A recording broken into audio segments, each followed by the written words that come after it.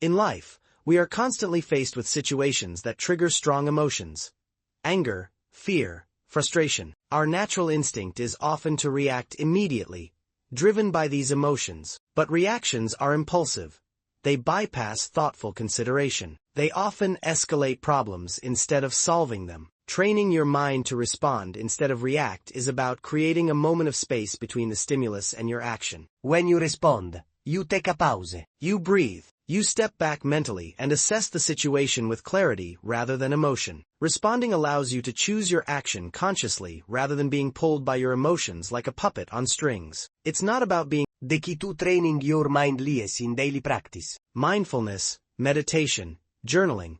These are powerful tools to build awareness of your emotional triggers. When you practice observing your thoughts without judgment, you begin to notice the patterns. Over time, this self-awareness gives you control. It turns knee-jerk reactions into measured, intentional responses. Think of your mind like a muscle. Without training, it will default to its laziest and most emotional patterns. With consistent training, you strengthen your ability to stay calm under pressure. You become someone who others trust, someone who holds steady when the world shakes. Response is a product of discipline.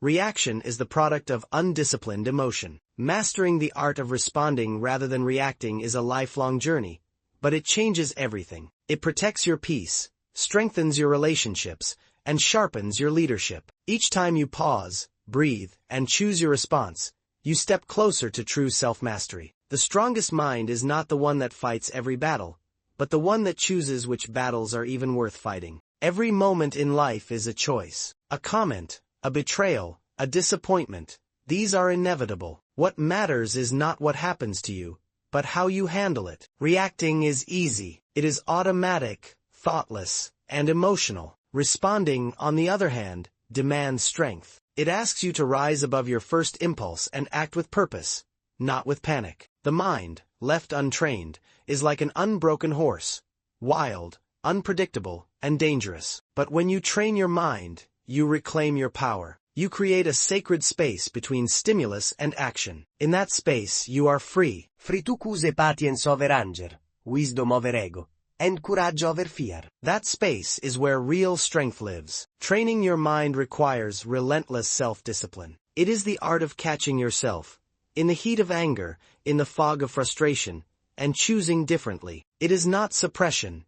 It is transformation. You don't ignore your emotions. You acknowledge them, you honor them, and then you act based on principle, not on impulse. Those who master their responses master their destiny. They are not tossed by every insult, every inconvenience, every defeat. They move through life like mountains through storms, unshaken, unmoved, steady. To respond instead of react is to live with wisdom, to guard your inner peace like a fortress, and to lead yourself first before you attempt to lead others. So start now. Start with small moments. The traffic jam, the rude comment, the unexpected problem. Pause, breathe, choose. The greatest victories are often the silent ones, one within the mind. Remember, the world will keep testing you. Your strength will not come from controlling the world, but from mastering yourself.